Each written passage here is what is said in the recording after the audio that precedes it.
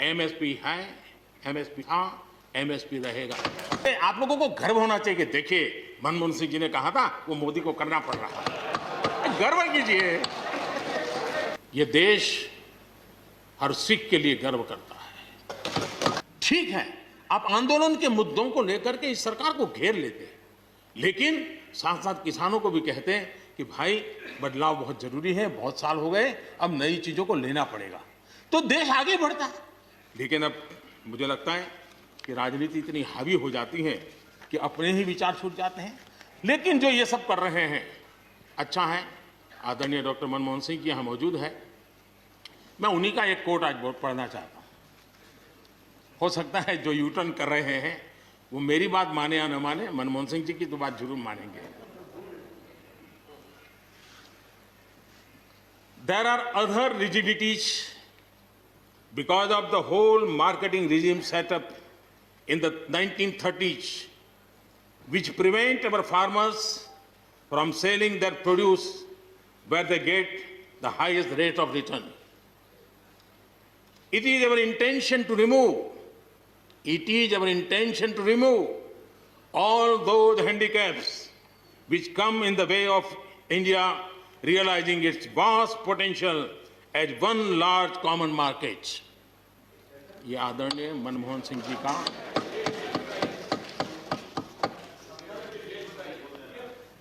आदरणीय मनमोहन सिंह जी ने किसान को उपज बेचने की आजादी दिलाने, भारत को एक कृषि बाजार दिलाने के संबंध में अपना इरादा व्यक्त किया था और वो काम हम कर रहे हैं।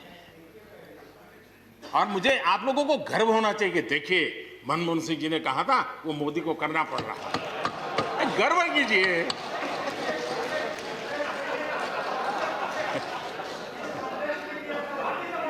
Please please. और मजा ये है कि जो लोग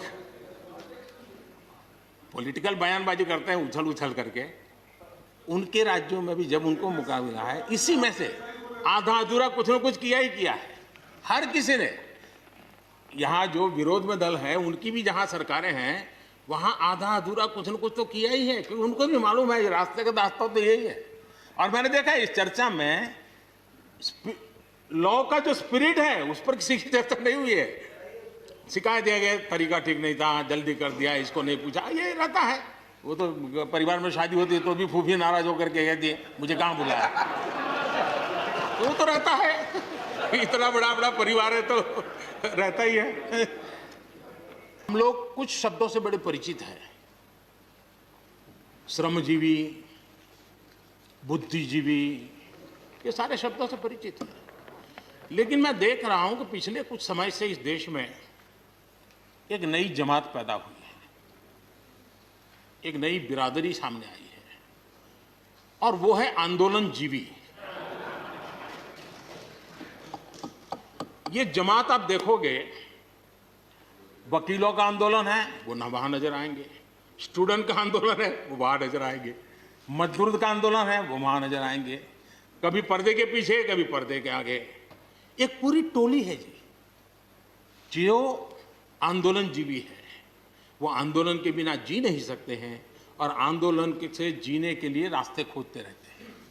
हमें ऐसे लोगों को पहचानना होगा कि वो जो सब जगह पे पहुंच करके और बड़ा आइडियोलॉजिकल स्टैंड दे देते हैं, गुमराह कर देते हैं, नए नए तरीके ढूंढो बता देते हैं। देश आंदोलनजीवी लोगों से बचे, इसके लिए हम सबको, और ये उनकी ताकत है। उनका क्या है, खुद खड़ा नहीं कर सकते चीजें, किसी की चल रही तो जाके बैठ जाते हैं, वो अपना जो जितने दिन चले चल जाता है उनका। ऐसे लोगों को पहचानने की बहुत आवश्यकता है। ये सारे आंदोलनजीवी परजीवी होते हैं।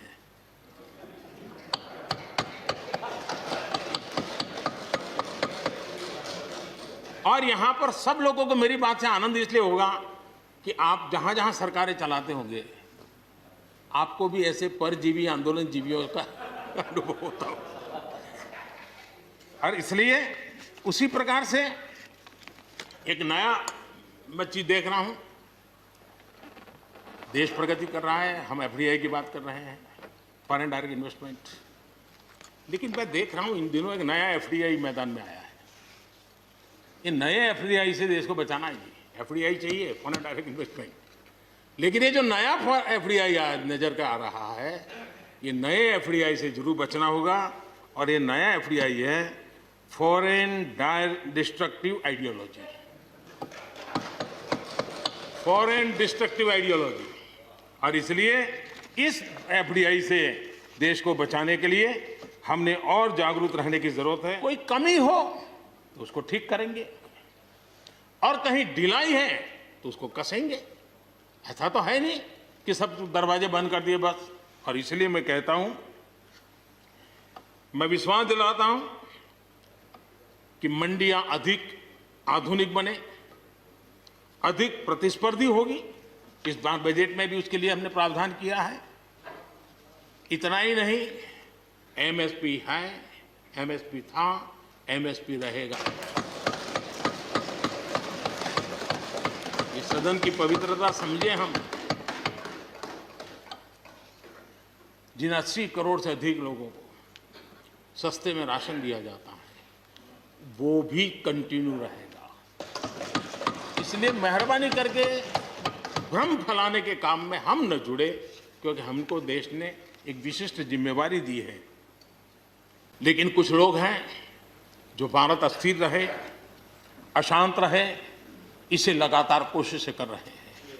हमें इन लोगों को जानना होगा। हम ये न भूलें कि पंजाब के साथ क्या हुआ। जब बंटवारा हुआ, सबसे ज्यादा भुगतना पड़ा पंजाब को। जब 84 के दंगे हुए, सबसे ज्यादा आंसू बहे पंजाब के, सबसे ज्यादा दर्दनाक घटनाओं का शिकार होना पड़ा पंजाब को। जो जम्मू कश्मीर में हुआ, निर्दोषों को मौत के घाट उतार दिया गया। जो नॉर्थ ईस्ट में होता रहा, आए दिन बम बंदूक और गोलियों का कारोबार चलता रहा। ये सारी चीजों ने देश को किसी न किसी रूप में बहुत नुकसान किया है। इसके पीछे कौन ताकतें हैं, हर समय हर सरकारों ने इसको देखा है, जाना है, परखा है। और इसलिए हमें उस जज्बे से इन सारी समस्याओं के समाधान के लिए हम तेजी से आगे बढ़े।